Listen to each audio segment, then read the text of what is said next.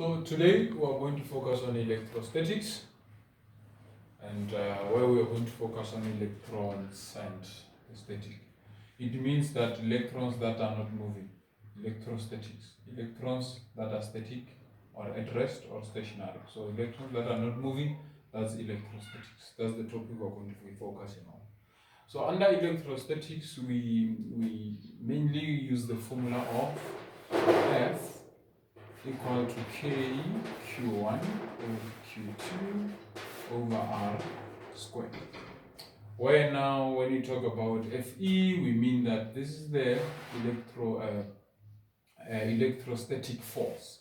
This is the electrostatic force, and then these are the charges of two spheres or two objects, and then R stands for the distance between them. So the distance between them, then we talk about R, and then these are the charges, and then the K is always constant, is given. Always on your formula sheet, you are always going to be given K, in which is there. And then the charges depends on how much they do. But in terms of electrostatics, we are going to be dealing with the positive charges. We're going to be dealing with the positive charges and negative charges. Here we're going to be dealing with positive charges and negative charges, so that we can see how they attract each other and then how they do. But remember, electrostatics is not different with magnetism. Magnetism we used to know north and the south, but here we use positive and negative. So we can demonstrate them by showing that this is a positive charge, this is a negative charge. So we always have what we call electric field. So electric field is a region of a space where electric charge experience a force.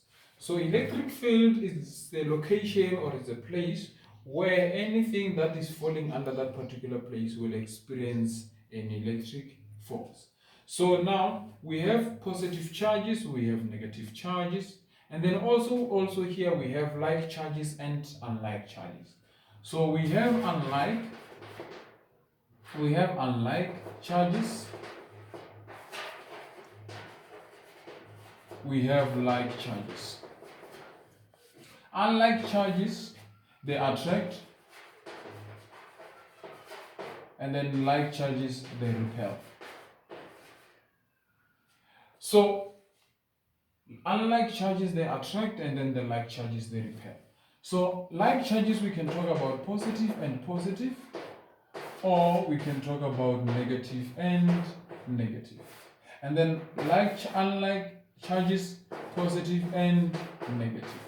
So if these two are, this one is positive, this one is negative, these ones, they have a force of attraction. They are unlike charges. And then now, the ones that are like, it can be positive and positive. They create a repulsion force. So between these, we also have what we call electric field lines. Electric field lines are the lines that give the direction of electric field, right? So they give us the direction of electric field. So now, if I have these, electric field lines are around a positive charge are always going outside. The electric field lines of a positive charge are always going out, and the electric field lines for a negative charge are always going inside. The arrow shows going in. If you draw electric field lines and then you don't show arrows, note that what you did is not correct. But if you immediately show arrows, then note that you're doing it correct. So electric field lines, they are moving for the positive, they are going outside, and then for the negative, they're getting inside. So if there is a repulsion force, then they connect with each other. They connect with each other, and then the arrows goes to what is negative. So now we have another one where we talk about the conservation of electric charge. The conservation of electric charge is when we talk about the charge net equal to the sum of charge number 1 plus the sum of charge number 2 divided by 2. This formula we use it immediately when the charges touch each other. Charge net equal to charge number 1 plus charge number 2 over 2. The charges, we replace them with their magnitudes. We replace the charges with their magnitudes. If it's negative and negative, you put negative charge here, and then we do that. So we divide them by 2. That's the net charge. So this one, we just call it the charge in which after two spheres attract or meet each other, immediately they separate, and then we're going to have a net charge. Then this net charge is the charge for each.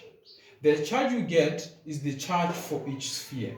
So if you join them together, they meet, and then after they separate, the answer you get here is the charge is going to be on the other one, and then the charge that is going to be on the other one. They're going to be the same with the respect with the signs. So that's where now we talk about charge net.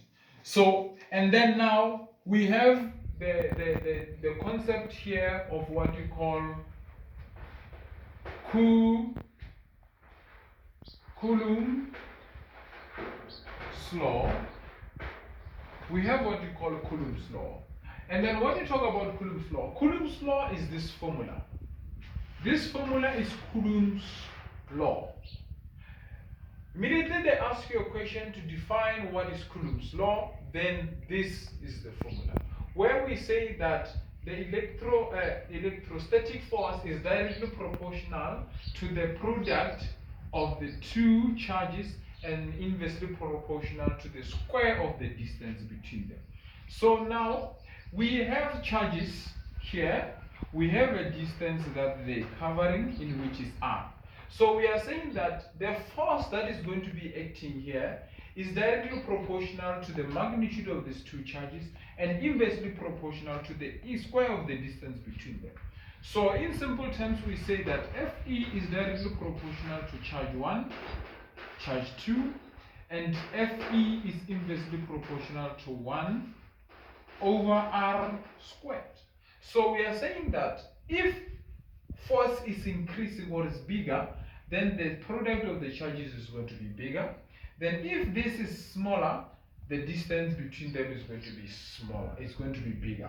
So what do we mean is, if you are far away from something, you are not going to experience a force from it. But if you get closer to it, that's when now you're going to experience a force. I will give an example. You are next to a fire, and then when you are next to a fire, you need to understand that how this force works. Supposingly you approach the fire. When you approach the fire, you are going to find it very hot next to the fire. That's where it means that the force between you, the distance has decreased, meaning that the force between has increased.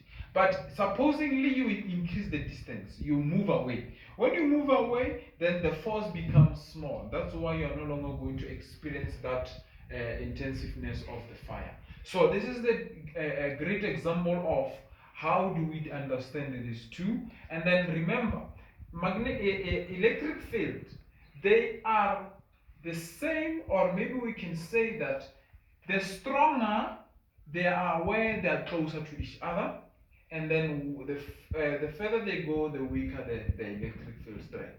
And then also, electric field lines are always directly proportional to the magnitude of the charge.